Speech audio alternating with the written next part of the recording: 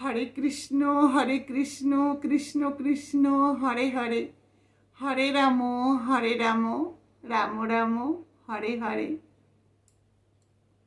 জানো তো, এই পৃথিবীতে কেউই পরিপূর্ণ সুখী নয়।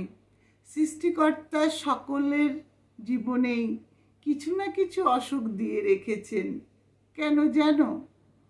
যেন আমরা বেশি সুখে ভগবানকে ভুলে না যাই। তাই বলবো, ভগবানকে সবসময় অন্তরের অন্তঃস্থল থেকে ডাকতে হবে। কিন্তু আমরা কি করি?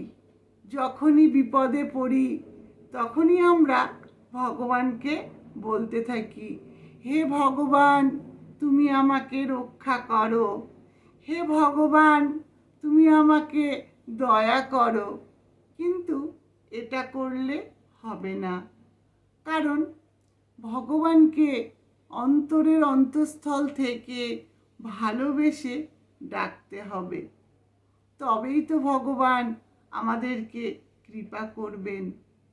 কারণ আমরা যদি অন্তরের অন্তঃস্থল থেকে ডাকতে পারি, ভগবান আমাদেরকে তখন ভালো না বেসে থাকতে পারবেন না।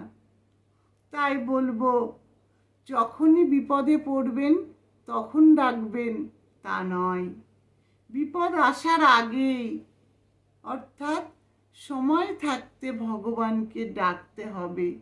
আমরা যদি ভগবানকে সব সময় ভালোবেসে ডাকতে থাকি, তার নাম করি, তাহলে বুঝতে পারবেন জীবনে বিপদ আসবে না। যদিও বা আসে, তাহলে ভগবান সব কিছু ঠিক করে দেবেন।